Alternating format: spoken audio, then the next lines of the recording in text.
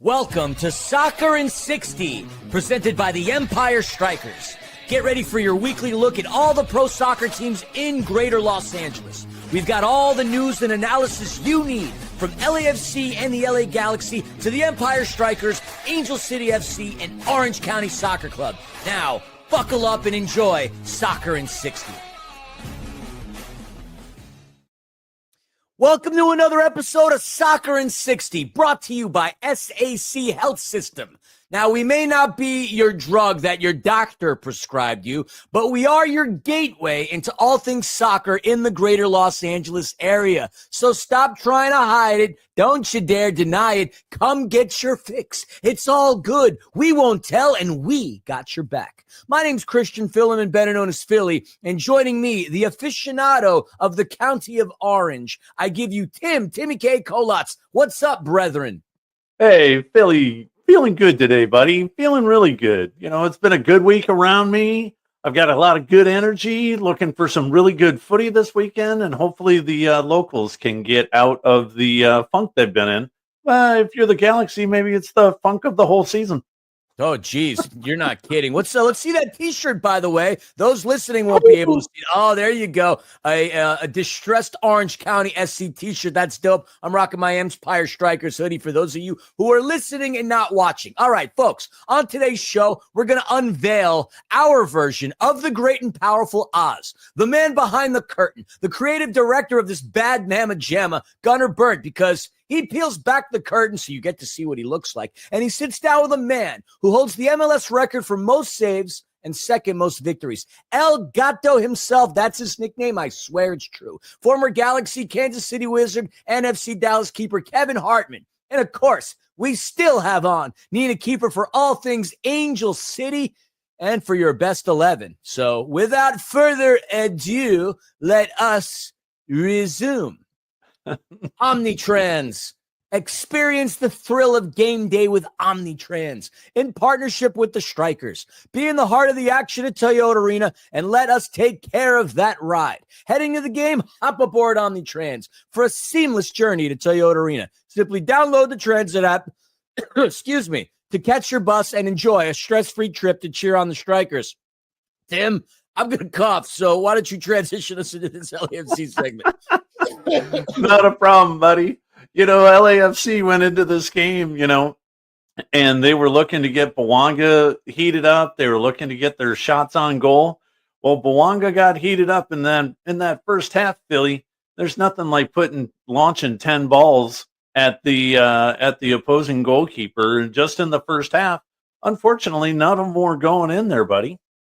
No, Denny Bouanga has really been the only offensive weapon that LAFC has put forward this entire season. And that being the case, that was the story for the game. Now, LAFC, excuse me, I'm feeling really parched and dry here. LAFC takes on St. Louis City SC, a relatively new team in the grand scope of Major League Soccer, but a team that over the course of the last several years, and we're talking the last two really, never has beaten LAFC. A team that is only scored 5 times coming into BMO Stadium. So not a team that we expected to become an offensive juggernaut. Neither did LAFC. But putting the first goal up, toy shirt, 52nd minute. It was a back and forth affair, a very competitive game. Denis Bouanga would end up scoring 2 goals, one literally being at the death. In the 90-plus 5th minute, he carried LAFC on his back and his shoulders and wielded them to victory. Albeit, though, Tim, he did have a penalty kick situation, and normally with ice water in his veins, Denis Bouanga, the unthinkable happened. He got stopped by the keeper. Yeah, it was the entire crowd, the entire TV watching at that going, yep, all right, automatic Bouanga. It's going to be in the back of the net, and the keeper just makes a brilliant save on this thing. Keep out of the net, and Bouanga is denied for one of the very few times in his career from the penalty spot. I mean, so many opportunities over the course of his entire career wearing a black and gold jersey. Very rarely does he miss. Now, he was asked about that in the press conference. He had mentioned the fact that he thought about it, and he was going one direction until he decided at the last minute to change his mind. And when asked by Josh Wood, who was the reporter, Denny simply said, I don't know. This has only happened one other time, and that was against Sporting Kansas City. Literally, Denny didn't know. But he did say that he takes full responsibility for the fact that LAFC did not win the game because he said it fell upon his shoulders. He did everything he could to fight, claw his way tooth and nail to a goal, and he did. In the 90th +5, he certainly rescued a point from that matchup. But what a baller, Denny Bouanga. I mean, just to admit in a press conference that this loss was his fault, I mean, you could already feel and hear the weight of the black and gold world on his expectations, on his shoulders. Yeah, there's got to be something to be said about that. There's, the Galaxy, we'll get to these guys in a minute, but the dude in right now is Denny Bouanga. He is the dude. He's taken the entire weight of that team shoulders, like you said, and he's feeling it. He's feeling the pressure. He needs to do is have some of these other guys step up and into that and take some of that weight off of him. For him to miss a penalty kick, hey, these things are going to happen. It was a well-struck ball. The keeper just happened to go to his left. He read up on Bouanga. He's gone to the left, the previous 8 penalty kicks, and he just guessed right, and he gets it. But the reality that Denny has in that press conference to say, yep, it's on me, that's a dude, man. There's just something about it. When somebody comes in and says, yeah, this loss is mine, everybody else in that locker room has got to look at that and say, I'm going to run through a wall for this guy the rest of the season. I mean, yeah, Denny Bouanga is going to go down as my favorite player ever from LAFC. The fact that he came off of an international duty scenario with Gabon, came in on a flight, came in late, came in at halftime, scored a goal for LAFC a couple seasons ago. That speaks loudly about him. Now, in an interview but with Ante Razov, we took over for Steve Cherundolo in the game against St. Louis City because Steve did get the red card in the previous game. Ante was asked about the thoughts on LAFC, and he simply said, look, it's only Denny doing it. Nobody else is stepping up. Nobody at all. When asked about Giroud, he literally said in these exact words, he's in an advanced state in his career. He's trying really hard. It's just not clicking for him. So there is clear disappointment by the staff with Olivier Giroud. But what's Olivier going to do? He's older, and that's it. Denny Bouanga, it's his team. But anyway, it's going to end 2-2. LAFC currently sit in 8th place after the result with 14 points, 9 shy of conference leaders Vancouver. And speaking of which, they just dumped Inter Messi in the CONCACAF Champions Cup. And despite Jordi Alba scoring the first goal, baby Berhalter, Sebastian Berhalter gets a goal. Vite, and then I love this guy, Brian White. They end up beating Miami in Fort Lauderdale. That's a mind twister right there, at least for the time being. And they're going to take on the winner of Cruz Azul and Tigres, which kicks off today on Thursday at 7 p.m. Vancouver's capping opponents, man. 7-1-2 in MLS to boot. Amazing stuff. But next up for LAFC, Tim, they host the Houston Dynamo at BMO on Saturday, May 3rd at 7:30. Dynamo have been dismal, currently wallowing in 13th place with a 2-4-4 record, but they've only lost, one over their last 5. And when it comes to LAFC, LAFC's only beaten them once in the last 5 games, with the last win coming for LAFC December 2nd of 2023. Shocking. I know that Houston has managed to really get the run on LAFC in the last 5 contests. And it's amazing that they've done that to LAFC, that they've just wiped them out the last 5. It's shocking to me, especially with as bad as they've been this season, that it looks like they might come in as the favorite in this game. And you just think about that, and it's like, wait a minute, these guys stink. How can they be looking at a potential favorite into this game? But as you said, they haven't beaten them in the last several games, and it's just going to be really hard for the Dynamo to come in and not take at least a point from this game, Philly. I think the Dynamo have just got LAFC's number, and I think it's going to happen again. Well, let's hold our horses here. You might have something a little particularly stronger in your tiki drink today. Nobody that comes into BMO is ever going to be the favorite in the grand scheme of things. And yes, Houston has been more successful against LAFC than a lot of teams have. Again, December 2nd, 2023. was the last time that LAFC managed to claw win. And look, they met earlier in the season on April 5th at Houston. Houston managed to beat them 1-0. But at BMO Stadium, it's a different animal and no holds barred. We're going to get to see Eric Dueñas again. That's awesome. We're going to get to see Franco Escobar again. He was part of LAFC's MLS Cup 2022 title. That was awesome. So that should be an entertaining game, and they all are. The player to watch out for, Ezekiel Ponce and Amin Bassi. And I got to give a shout-out to Griffin Dorsey, who is among the leaders in the Houston Dynamo with assists at 3. Why do I give him a shout-out, Tim?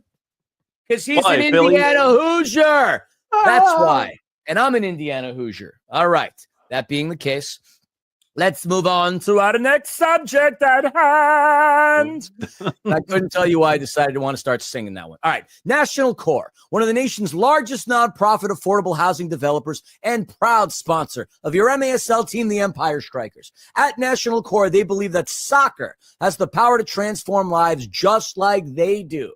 They believe in building strong communities on and off the field. To learn more about National Core and their mission, go to nationalcore.org. All right. We are going to talk about the Los Angeles Galaxy, but before we get into that, the great, the mysterious, the magical, great and powerful Gunnar Burnt, our version of the Mighty Oz, is going to do his interview with El Gato himself, Kevin Hartman. Let's go to that interview really, really quickly.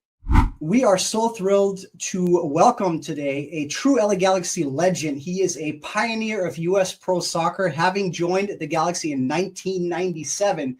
He would make nearly 250 appearances for the club, winning a Champions Cup, 2 MLS Cups, 2 Supporter Shields, a Goalkeeper of the Year award, an MLS Best 11 nomination in the process. He later added over 170 appearances combined with Kansas City and FC Dallas.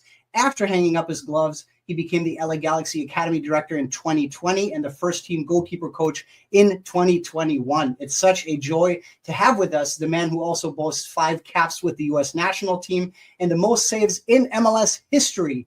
They call him El Gato, the cat. Kevin Hartman, welcome to Soccer in 60. Hey, thanks so much for having me. I'm really looking forward to it today. It's, the introduction was a little bit much. I'm a little bit more humble than that. I'm really excited to get to do something I love. I'm passionate about goalkeeping, and I was so thankful for all the years that I got to play. And anytime you play, as long as I was lucky enough to be able to play, there's certainly some accolades that come along with it, especially when you're blessed with playing with some great teams. And so, thank you for that. I like all the people that supported me throughout my career. I really appreciated it, just because I was doing something I loved, and I never took it for granted. That's for sure. Yeah, and I will say not everybody gets those accolades, but it speaks to your humility that you make it sound as if everybody got those. We're so excited to have you on, not least because this is actually a bit of a full circle moment for me. I sat inside the Rose Bowl watching you play as a 15-year-old kid visiting from Germany at the time, as far back as 1999. In 2002, I was listening online from Germany when Carlos Ruiz scored the game winner in front of more than 65,000 at Gillette Stadium, and the Galaxy won its first ever MLS Cup. And that got me wondering, where does that victory, looking back, where does it rank for you compared to the 05 and 2024 MLS Cups, the Champions Cup win, and your major individual honors? Do any of them stand out? Yeah, I would think that the 2002 MLS Cup championship that Carlos ends up scoring the goal in added time versus New England Revolution would probably be at the top of the awards that I've ever won. It was, the culmination of a lot of hard work. It was a group of players that had been around together for a while, whether it was at the LA Galaxy or whether they had come through UCLA, and I'd known them from that part of my life. It was a lot of, eating humble pie when I made a mistake in the 1999 MLS Cup back at the same location, actually. That field was dirt, and so I actually had them replace it with AstroTurf so that we could win the championship there in 2002. But it was a group of people that we were teammates, but we were friends above all. And I talked a little bit about how much I love the game, but a lot of my best friends and friends in my life have come through the game, and so it was a group of guys that had a long history together, and you could tell by the way that we played that we kind of understood how each other moved. And Carlos came onto the scene and just absolutely lit it up, and was a goal scoring sensation for us. And so happy to see him win win the MVP of the MLS Cup final. Yeah, certainly very memorable. You're rattling off some names, so I'm going to keep going. I'm going to say some names right now: Paul Caligiuri, Alexi Lalas, Carlos Ruiz, Luis Hernandez, Robin Fraser, Danny Califf, Hung Myung Bo, Andreas Herzog, Landon Donovan. Point being that you played with some very big names over the course of your career. If I took you back in time right now, and all your former teammates were all gathered for, let's say, a scrimmage, which two would you pick first to be on your team, and why? That catch you off guard? I probably would take Greg Vanney, because I could roll the ball out to him wide. I never like playing through the middle. Even today, like when all of our builds come through the middle, I'm always like a little bit pessimistic about that bounce and what the actual added value is. So I'd roll it out to Greg on the left side, and then he could hit it all the way across with that 70-yard switch out to Kobe Jones, and Kobe Jones could just kind of run through everybody and get to the goal pretty easily. But yeah, no, I had so many great teammates. I kind of talk a little bit about that 97 team just with my two picks. But if you think about the back line, I had, Robin Fraser, Dan Kalichman, and Greg Vanney. And these guys have become known as some of the better tacticians in American soccer, right? So I was at such an influential point in my career to be able to look to those guys for a better understanding of how the game at the professional level worked. I'm always going to be indebted to those guys for what they were able to do for me, in terms of learning the game and understanding, how teams move together and what the expectations were of me. And I don't think Dan Kalichman ever gave me a bit of wiggle room. So I like that accountability. It's one of those things that today, like, we're always impressing upon the guys is, there needs to be accountability within this for yourself, but also for the group. And so, yeah, I think that that 97 team taught me a ton. And then in 98, I think Matt Reese might've came over, and I had played with Matt Reese as a goalkeeper at UCLA. And then he had won the championship there and come over to the Galaxy, and we competed against each other until 2003 when he went to New England and went on to have an unbelievable professional career. But just the daily jockeying for the position and, the way we work together. I mean, these are the guys that really kind of made me into the player that I was at the professional level. And now let's jump into the here and now a little bit. Let's look at the guy that's been starting for the Galaxy, John McCarthy. His role has been somewhat interesting, given that the club in 2023 acquired a young, talented goalkeeper from Serbia in Novak Micevic. So talented, in fact, that there was a feeling it might be time to build him up to be the starter this year. Obviously, McCarthy has since reclaimed the spot after Micevic had a couple questionable moments earlier in the season. But talk to us about where you see Micevic now in his development after he wasn't maybe not entirely ready to take that next step. Where do you see him now? Yeah, I don't think he's not ready to take the next step. I think Novak is a player that has absolute quality, and for us, and for me personally, there has been some turnover from one year to the next, and as we try to gain these opportunities for Novak to get additional experience, it's important that they're measured and important that he grows in a way that allows him to feel confident and have the successes that he needs to continue to evolve in the game, because we do feel like he has a big future within the professional game.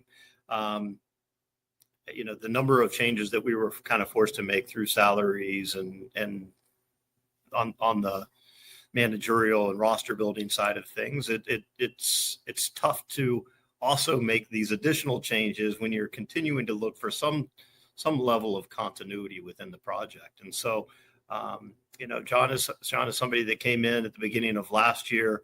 And really, I think from a shot stopping perspective is somebody that really allowed a level of, consistency and was a real big contributor from a leadership perspective.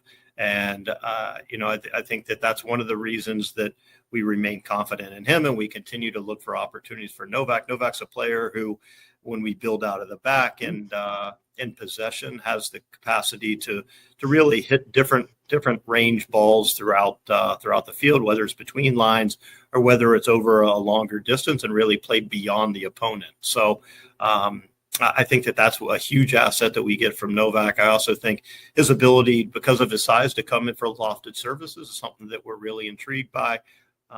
And we also have JT Marcinkowski. So it's almost just trying to figure out how we can steady things in a manner so that we can make sure that everybody has their best chance at being successful, and to make sure that everybody continues their own personal journey.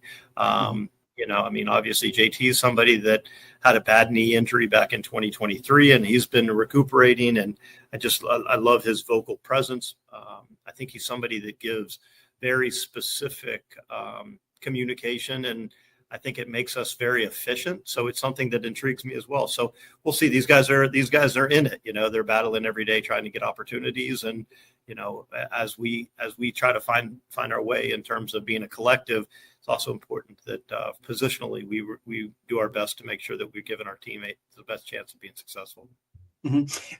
Just going back to John McCarthy here for a second, we actually had Daniel Gonzalez, former Galaxy goalkeeper coach Daniel Gonzalez, on the show, and he praised the work that you had done with McCarthy since he joined from LAFC.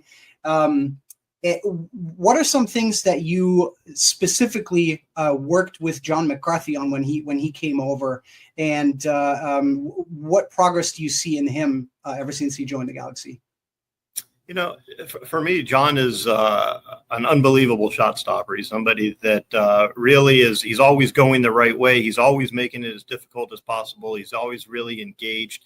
I think he has a fairly, a starting position that is a little bit closer to the goal. And so I'm always trying to encourage him to go out and explore a little bit more of the field, and to take some proactive risks, and to continue to try to manipulate and move the guys in front of him in a way that really allows better cover for their teammates, and I think he has a leadership capacity. I'm just looking for it to be just a little bit more nuanced in terms of, putting guys in really specific positions, and, to see if he can maybe build his influence a little bit bigger. I think he takes care of the things personally that he needs to take care of. But I'm always looking for the goalkeepers to have more influence on their teammates. I think that, they've seen the scenarios, they understand the solutions, and their ability to really be able to communicate those scenarios, solutions effectively in small groups is what is going to allow us to have more and more success. So I appreciate Daniel saying that. I mean, a lot of the stuff that we do is integrated within the team, but we do the dynamic goalkeeping warm-ups, and then we also do some review in terms of different ways that they can influence the game in more and more ways. I think that last game that we played, I felt like John looked really comfortable with the ball at his feet and was able to kind of help us build. And if we can kind of eliminate some of these momentum type goals that we sometimes concede, where one guy makes a mistake and then it's another, and it's almost like we've been in possession for an extended period of time, and we should be playing with confidence. But anytime that you're looking for that first win, you're putting additional pressures on yourself, and in our league, the momentum becomes a massive thing. And so we're really looking on the different ways to continue to compete and work out ways that we can get a good thing going soon. I just have a couple more questions. Actually, I have 100 more questions for you, but I don't want to keep you for too long. You touched on the Portland game. Obviously, that was basically lost in the first 60 minutes and change. That the team battled back, but really made it a mountain to climb. That all it took was that one PK to make that mountain even taller at that point. why do you feel it took several setbacks for this team to sort of come alive, and for the movements and the urgency to suddenly look vastly improved in the final half hour or so? Yeah, it'd be hard pressed to really talk too much about the overall level of play from the group. I thought that there's a scenario where we talk a little bit about them being a decent crossing team, and maybe we become a little bit passive and lose at the top of the 18. There's some naive mistakes made in transition that you feel like this is not a Portland team that had a vast majority of the possession, right? They're a transitional team. They're a team that kind of gets at you, and sometimes when you play the way that we play, there's going to be moments in a counter press where you need to be willing to take a foul. And I felt like there was opportunities for us to take these fouls in a professional manner so that we can get numbers underneath the ball. And we didn't necessarily do that, and I think the game is always going to be about players making plays. And, there's just too many times where multiple players are not coming up with the goods when we need them to. And I think the reality is those guys feel that, and they continue to put more and more pressure on themselves, and that becomes a little bit of a burden. And we want them to play free. We want them to play with the ability that they have, and a lot of that comes with almost faking yourself out into the belief that that you should be confident. And all these guys deserve that. I mean, we have a great group of players. There have been a bunch of changes, and we're looking for somebody to step up and score some goals for us, and win a couple tackles for us, and come up with some saves for us. And we really feel like there's a lot of pieces within the group that have remained consistent. They understand exactly what the technical game plan is, and so we just need to make sure we tidy up a few things, and hopefully start creating some momentum in the opposite direction. Mm-hmm. And then final question for you, looking at the final half hour, as I said, against Portland, I wonder if you feel that after a few setbacks here early in the season, is there something that is positive that the team can carry into the away game at Kansas City? What have you seen maybe from Kansas City ever since Peter Vermees departed the club, and what are maybe some things that you're making your goalkeepers aware of heading into this game? What are keys to the game in general that you see? Yeah, I mean, I think going into Kansas City, I mean, I think some of the takeaways from the other night, I thought that there were points where our step out press was very, very good.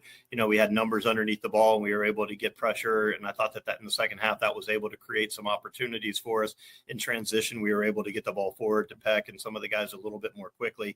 I thought Joe had a great night the other night. He was really kind of pushing the ball and experimenting with getting to the end line a little bit with his left foot. And you saw that he was able to get the assist. I thought there was a look a little bit earlier in the first half that he had, but from a goalkeeping perspective, you always have to be worried about Decky. Decky's a player who kind of sits in these awkward offsides positions, and then they get some run out down the wing, and then they're able to kind of cut back. And he's really makes intelligent runs in the box, and he's a finisher's finisher. So we just have to make sure that we're cognizant of him.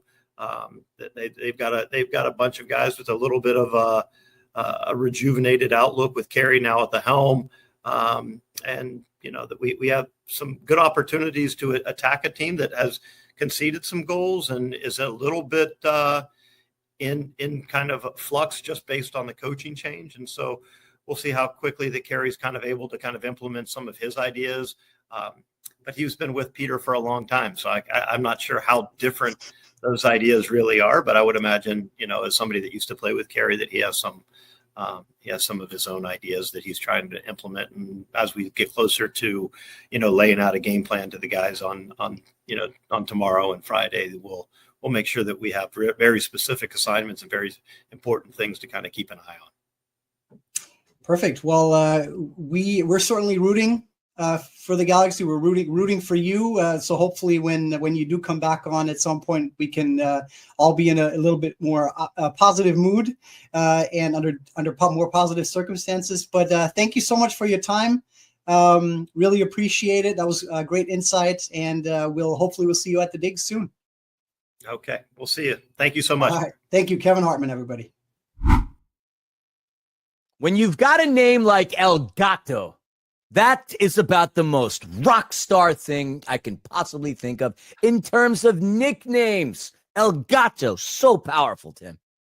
Yes, the cat, black, big, and big giant arms and making the saves. I love that nickname too, buddy, and it fits him well. And when he was playing, it fit him well, and it still fits him well right now, buddy. Well, I don't know if he's going to be as agile now at 50 as he was back when he played for the LA Galaxy back in the day. But again, keep in mind, this is the all-time leader in Major League Soccer for saves and 2 for victories. Impressive stuff. All right, let's talk about the LA Galaxy as they took on the pesky pine trees of Portland. Tim, I'm feeling parched again, so I don't cough all over this Sennheiser microphone. Why don't you take this one for a little bit, buddy? You bet. So we've been talking about the guys that the Galaxy have brought in. You know, Zanka, he just wasn't very good. The defense wasn't very good in this game. John McCarthy's getting left and hung out to dry on a couple of these. You know, Yamani comes back, but he bites on a move by Antony and on the DaCosta goal. And the DaCosta goal is just a thing of beauty. Antony chips the ball over Yamani's head and puts it on for a great volley right into the back of the net. And then on a second goal, Zanka's got the ball, goes right through his wickets. It's a tough one, but the Ramirez goal is great. Flat out hustle by my player of the match, Joseph Paint-Sill. And he puts the ball where nobody's going to get it. Lower left corner, just buries the ball. Little later on in the game, Philly, you got to help me out on this one. The referees are doing the Galaxy no favor. The trip, as it were, on Rodriguez. Man, Rodriguez is a chef because he makes a meal out of that phantom trip and he goes down. And then he buries the PK and it's the game's kind of out of reach. And Philly, you got to help me out with this, man, on the Ramirez, on the Rodriguez goal and the trip and the phantom trip. Jonathan Rodriguez, nicknamed Cabecita because he used his cabeza for that play. Look, sometimes when you utilize the dark arts, sometimes they fall in your favor. Other times they do not. In the case against the Galaxy, the dark arts certainly proved favorable for Cabecita himself. Goes on there with a penalty kick, 76 minutes, punches it in. Look, when you're playing a team from LA, chances are Hollywood eyes are going to be on that game. Chances are maybe Hollywood execs are going to be on that. Maybe Cabecita was auditioning for a role in the upcoming Harry Potter series that's coming through. Maybe he will be a teacher over at Slytherin teaching the dark arts potions. I don't know what the case may be, but look, suspect, if you will. Regardless, that was more of the nail in the coffin. Royce obviously scored a couple of minutes prior to that, but look, It just hasn't been the Galaxy season. If we can look at it in a microcosm, that scenario right there is it. They're not getting the breaks. They're not taking care of business. They're 10 games into the year, and they have yet to come up with a win. It is utterly mind-boggling. Yeah, and it doesn't get any better coming in this week because one of the heroes from last year by way of Dejan Joveljic is coming in with Sporting Kansas City, and Joveljic has got almost as many goals this season as the Galaxy. He comes in with 5. The Galaxy only have 8. But SKC, they stink too, right? And they only sit one spot ahead of the G's, and they're only sitting on 7 points. So while the Galaxy, if they win this game, they're only 1 point behind Sporting Kansas City in the standings. So it's a couple. Hopefully, it's a good game because not a lot of the guys are scoring. But Joveljic is going to come in, and I think he's going to play a heck of a game because he's going to be in front of his home crowd in Kansas City, and he's going to be playing his former team. And I think there's going to be a little bit of a chip on his shoulder, and he's going to take it to him.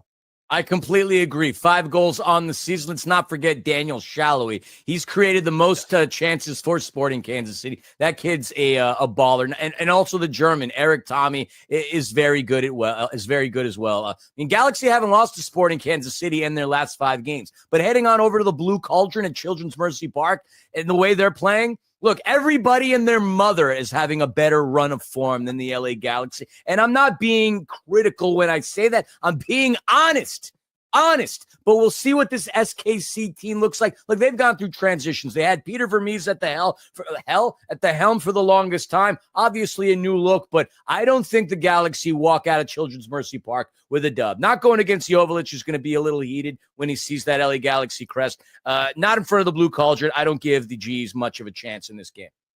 Yeah, me neither. And it doesn't get any easier for them over the next few weeks either. So it's going to be a rough patch for the Galaxy in the month of May. Oh, in the month of May. And that being the case, let's move on over to the Empire Strykers. Not much news going on, and there's not really going to be much to talk about until the TST tournament starts at Cary, North Carolina on June the 4th through the 9th. I bring that up because we're going to be seeing several members of the Empire Strykers as well as several players from the Major Arena Soccer League competing. Again, TST tournament in its 3rd year. Winning team gets $1 million. Last 2 years dominated by MASL teams. Last year, La Bombonera, which is basically Chihuahua Savage, and the year before that, Newtown Pride, which is managed by head Strykers coach Onu Obasi. So what we're going to do really quickly is we're just going to talk about a couple of players not periodically, but throughout the Strykers segment. Just kind of give our little thoughts and pieces about them. And we're going to do this in no particular order other than alphabetical. So why don't we talk about Emmanuel Aguirre, Munir Olami, and Tony Della Torre? Yeah, so let's start off with Aguirre. I mean, he matched his point production max over the past several years. He's played for the Outlaws the previous couple of years, 2021 to 22. He played for the Ontario Fury, now the Empire Strykers. And he came in this year and played 22 matches. And this is a lot. He played all 24 for the Outlaws the past 2 seasons. But this year he gets eight goals and gets 6 assists, Philly, for a total of 14 points. Over half a point a game. And this is great stuff, Philly. I thought he played really, really well this entire season. Had some great defensive plays as well. And I thought he just had a heck of a season. Yeah, normally known for his defensive abilities, he had his best season offensively when it came to scoring goals. Last year was his career high with 6 goals. This year, 8 goals, 6 assists, tying the same amount of points that he had last year, despite the fact that he didn't play in 2 games. Now, a big addition to the Empire Strykers. Very clutch, very key. I don't know if they would want him to play a little bit more defensively, but hey, when you've got a player putting up 8 goals, that's a good thing. So, yeah, solid season for Emmanuel Aguirre. Let's talk about Munir Olami, who is in the running for Newcomer of the Year. What a year he had. Yeah, this guy, you talk about a stud coming in as a newcomer, hadn't played the game before, but comes in, gets into 22 different matches, has 16 goals and 12 assists for 28 total points. The guy was just amazing this entire season, Philly. It was fun to watch the guy play, and I'm kind of surprised he really didn't get Newcomer of the Year. Maybe they were just giving too much stuff to the Strykers this year.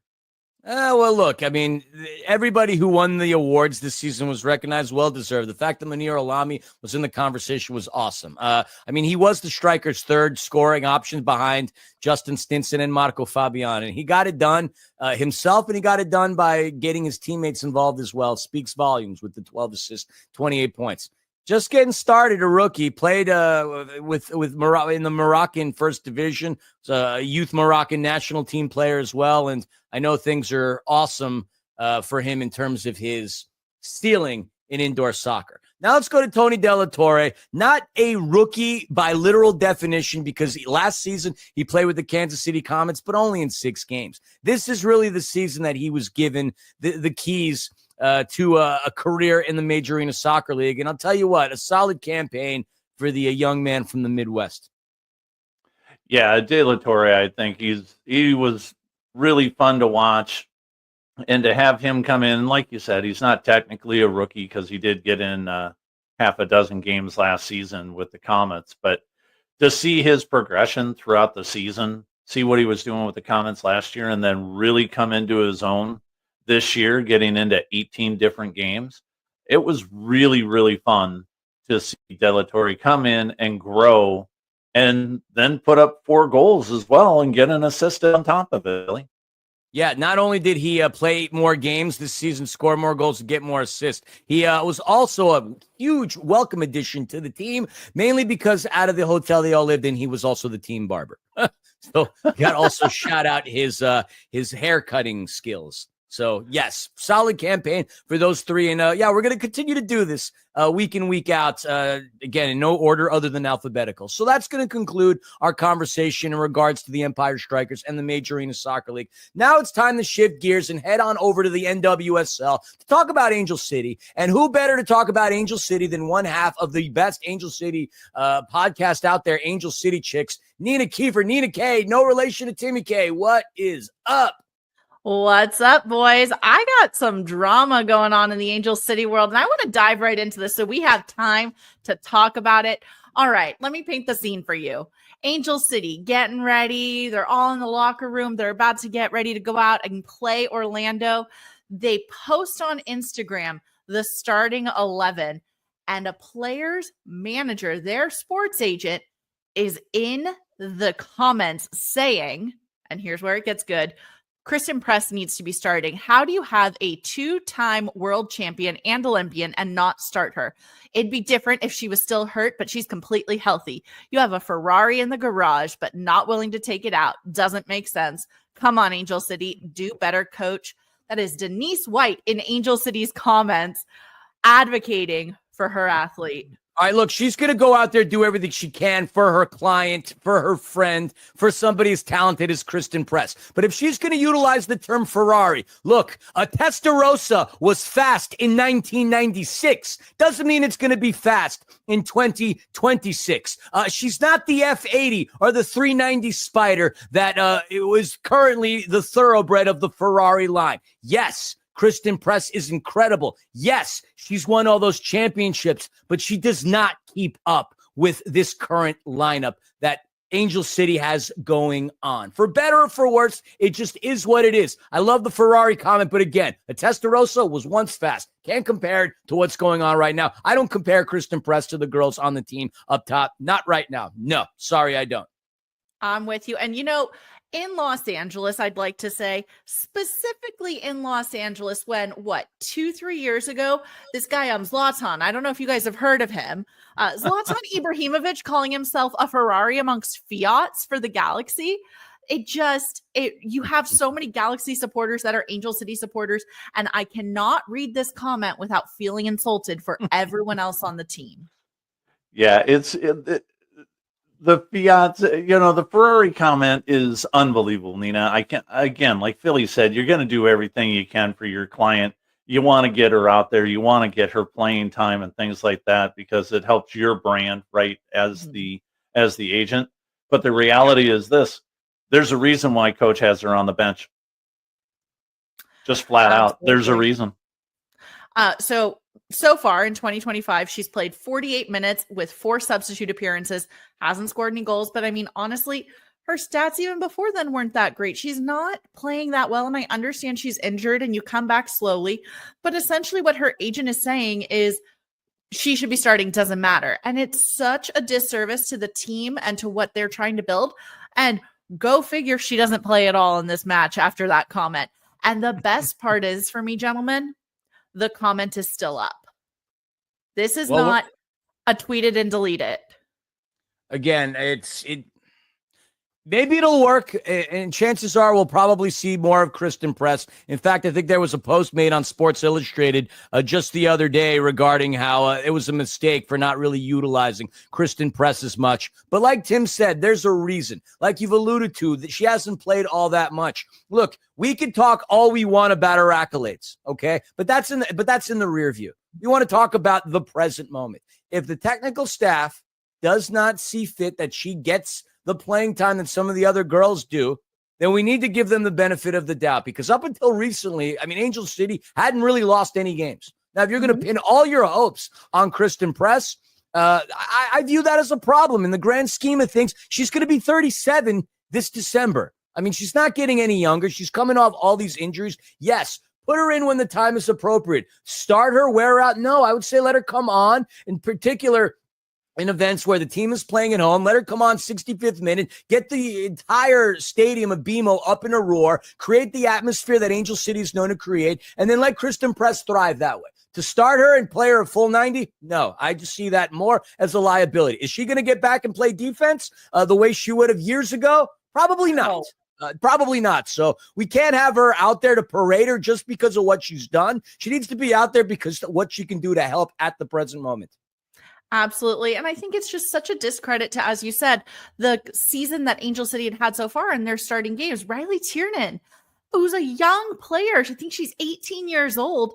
And, you know, you've got Denise White, who's a very well-known sports agent, basically coming for her job. I would feel so offended. And what does this do to locker room morale and to the team? If it's me, I'm saying, Kristen, get out. I don't need you. It's catty BS. That's what it is. Yeah, I think there's a level of it. Either that, or you know, I don't want to say it this way, but I think you've got to control your management team, and that's got to be something that the team goes to Kristen and says, look, control your management team, or you know, sayonara, have a nice day. We brought you back for a reason, but you're not in game shape if you've only played 48 minutes the entire season, and you've got to take a seat, and you're going to take a seat the rest of the season at somebody else's park, if that's the way it's going to be. Yeah, truly. One of my thoughts is, was this in the heat of the moment, or did Kristen Press know? Part of me thinks heat of the moment because there is a typo. There's a comma missing. I've analyzed this very well for you boys. But part of me also thinks it's not heat of the moment. It's planned because it's not been deleted. Kristen didn't go, oh my gosh, Denise, you have to pull that down.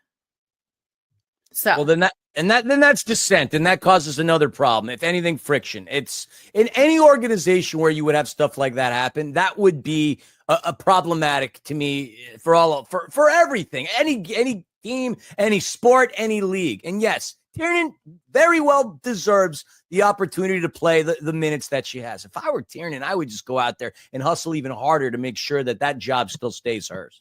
Absolutely. And speaking of Tiernan, she came out and scored in the game against Orlando Pride. She scored in the 9th minute. So after all this drama, she puts it in the back of the net in the 9th minute. Katie Zalem, who got her first start, scores in the 44th. Unfortunately, Marta and Banda were able to come back and score within 5 minutes of each other in the 71st and the 76th. And then M.A. Vignola with a very sad own goal. Oh, the Angel City loses 3-2 to Orlando Pride on the road. That bumped Angel City down to 9th place. Orlando Pride staying in that 2nd place position. Whoop-de-doo, good for them. I'm not happy, whatever. I can only imagine what was going through their minds. This Friday, they are away at Washington Spirit. It's going to be broadcast on Amazon Prime because, of course, we keep shaking up where we're watching. That's at 5 p.m. Make sure you get off work early. And the head-to-head, Washington Spirit has won 4, Angel City has won 2. But, you know, despite all that, I'm feeling pretty good about this because this is not a Washington Spirit team that we've continued to see. And I don't think they're playing very well. So I think this is an opportunity where we're either going to see that locker room descent come through or we're going to see the girls shine. I'm with you there. It's going to be one of the two. Either they're going to come out with their hair on fire going Mach 3 like Maverick, or they're going to be sitting on the bench and saying, hey, do we kick the tires, light the fires? How do we do this? How do we play soccer? Tim, when did you become a pyromaniac with all this fire chatter? You do work in insurance. It's making me scratch my head right now, wondering what your ploys are. But anyway, look, the last thing I'm going to say, if there's anybody that's in their 30s, that's a Ferrari, it would be Marta of Orlando. At 39, she's still killing it. Anyways, Nina, we're going to bump you off just for a second, but not for too long, because we're going to bring you back for the best 11. And there she goes before I even had a chance to say goodbye. Tim, the aficionado of all things orange. Have at it, boss. How did the Orange County boys do? Yeah, so they were in town this weekend. Las Vegas Lights came into the camp down in Irvine, and they were playing in the Jägermeister Cup. And the Jägermeister Cup is one of these in-season tournaments, and this one's a great one. It's got the top 2 tiers of the USL. So it's got USL championship teams and it's got USL 1 playing. Vegas came in, and this was definitely a Jaeger night, as the lights are up by 2 inside of 35 minutes with a goals by Pinzon and O'Driscoll. And the County Boys get one back late in the second half. And this ball is great. It's a long ball from inside of Orange County's half. And Muhammadu War gets to the end of this because he's just a speed burner. And he gets onto the end of it, and a miscue by the Lights defense puts War in a great position to get a goal, and he's taken down inside the box. And so they get the PK, and Cameron Dunbar comes up and takes the PK and strikes it really well. And so they're only down 1-2, but they didn't look good in this first half. Johnny Rodriguez comes in, makes it 3-1 on an ice cold shot to the lower left, just outside of a diving Colin Shetler hand. And that's the way it ends. The Vegas comes out, they get this 3-1 victory. And this tournament is all season long. So the Orange County Boys get 4 games inside of this tournament to get into it. And it's got a pretty cool playoff scenario. And we'll get to this as we go along. But they've got another 3 games to make up in this Jägermeister Cup, and they better get on it. But some more bad news after the loss, more bad news coming out of the team. The team announced that Grayson Duty has torn his ACL and will miss the rest of the season. And this is a big miss. You know, after they lost Olowski last year, to get another guy like Grayson, who has been playing well for the team, to be out for the rest of the season on an ACL tear, that's a big miss for the Orange County boy, Philly. I would completely agree. I mean, ACL, if we're looking at it from a glass half full perspective, ACL injuries today aren't what they were, 20 years ago. They were the death knell of an athletic career. At least nowadays, the recovery time is a lot quicker and different. But the thing that is always is a factor that people don't take into the equation is the mental aspect of things. When you tear your ACL, obviously a devastating injury, that might make you think twice about making those cuts or those sharp turns that you do when you play. So at this level, any kind of hesitancy in terms of movement can be very costly for you. So obviously we wish him all the best, a speedy recovery, and to take whatever time that is needed in order to be not only in solid shape physically, but mentally as well. We know ACLs can really be as debilitating mentally as they are physically. Yeah, because when you're sitting there doing rehab for a year, it takes a toll on you. You're not with the guys. You're not laughing and giggling every day. You're sitting in the rehab chair, working out, putting the weight on it, getting it up to where you can do it before you even start to lightly jog at 6-7 months. So it's going to be a long one. But Grayson, we wish you all the best, buddy, and get back out on the pitch as soon as you can. Up next is a regular season match with FC Tulsa as they come into the champ on Saturday night. And Tulsa sit in 4th place in the West, sitting on 12 points, and they're led by Taylor Calhera with 3 goals, and followed right behind him by Alex Dalou with 2. And here's the thing, Philly. Tulsa has only given up 4 goals this entire season. They've got 3 clean sheets. And so they're playing well at home. They're playing well on the road. And it's going to be interesting to see what the County boys can do. But Danny Stone, I know Coach Stone is going to have these guys ready. And Ethan Zubak is coming up on a very big milestone. So make sure you get out to the champ, check them out, and see what Ethan's going to do this weekend. 100%, and hopefully they could get the W. Otherwise, you and I are going to be having our own version of the Jägermeister Cup, and we're not talking about playing on no pitch. No. All right. All right, now that being the case, let's move on to the best 11 with Nina Kiefer back on the screen. Best 11 is the best performers from all the LA teams that we covered, given a certain time period, in this case, April 24th through the 30th, based on, obviously, how they played. So, Nina, what do we got here in terms of our best 11? All right, that's right. We're looking around Greater Los Angeles, and this week is heavily dominated by LAFC. So in goal, though, we had Angelina Anderson for Angel City. Defenders, all LAFC recognized here: Aaron Long, Sergey Palencia, Ryan Hollingshead. In the midfield, Igor Jesus, who had 1 chance created and 6 clearances, which is great for a midfielder. And then Under also for LAFC. Kennedy Fuller coming in for Angel City at Orlando. She had 1 assist and 3 chances created. And then Marco Royce for the Galaxy. Those forwards, I got to say, Denny Bouanga, I think this is 3 weeks in a row we have named him the captain. He has been absolutely on fire, as we've said before. Captain, 1 goal, 100% accurate long balls. That's 4 for 4 for him. And then Riley Tiernan for Angel City. Absolutely fantastic working in that number 9 spot. I really do think that she is outshining all the hatred online, and she is going to come out on top for it. And last but not least, Christian Ramirez for the Galaxy. 1 goal and 1 assist. That is my best 11. Yeah, this is a good list, and I gotta give it to Angelina Anderson. She played really, really well against Orlando, and I do like to see a Galaxy guy on the thing this week. Yoo-hoo! Well, it's more than just it would be a couple. I mean, you got Marco Royce, the ever so quickly aging German from Borussia Dortmund, getting himself a nylon threader, and of course Christian Ramirez taking care of business. The Chenzik Under.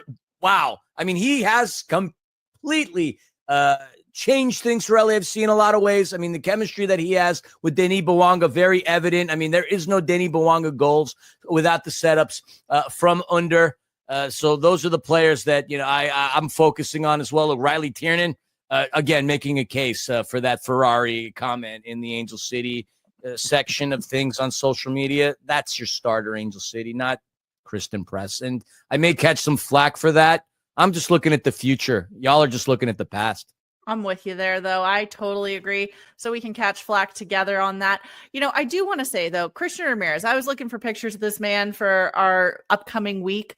Do you have to dye your hair blonde to play for the Galaxy? Is this now like a requirement? Because I swear to God, Christian Ramirez did not have that hair when LAFC traded him to, Houston Dynamo. And now he's at Galaxy and he's got to be a blonde. Yep. I mean, maybe he should because he's scoring goals there. Right? Exactly. They should have done it. He should have done it before, and I'm good with it. I'll do my blonde tips on my gray hair if he keeps scoring goals. Tell them apart. All their forwards are going to have this bleach blonde hair, so nobody can tell who they are. So they just mark everybody. I love it. I mean, hard to sing your 1998 or year 2000, I forget. But if you look up the Romanian World Cup team, I think it was 98. They all bleach dyed their hair blonde. I thought it was pretty dope. But anyways, that being the case, that concludes our show. Hope the fix that you were ever so eagerly anticipating has been fulfilled. On behalf of myself, Christian Filliman, Philly, Timmy K, Nina K, again, no relation. Want to say thank you so much for tuning in to Soccer in 60. Make sure you subscribe, like, follow us on your platforms. Just look up Soccer in 60 for your favorite podcast. Obviously, look us up on the Empire Strykers with a Y, the YouTube. And we got some fun, exciting news coming up as to where we'll be, where we're going, who will be under. But for the time being, it's going to be wrapped up as a mystery. And you got to see Gunner, the great and powerful Oz. That's a cool thing. And with that, that'll be the last image I leave you all with. Woo! See you next week.